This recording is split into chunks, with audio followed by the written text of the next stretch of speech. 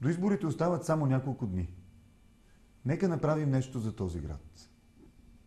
Нека разкажем на хората, които не ползват непременно интернет или пък не са попаднали на този сайт, че заедно можем да променим града.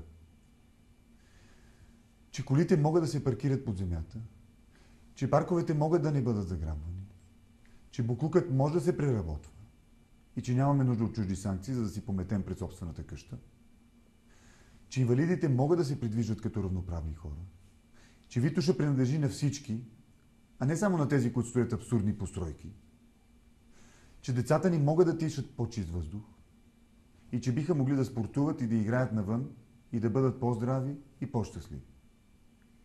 Помогнете ми да разкажа на хората, че имат избор и че има за кого да гласуват.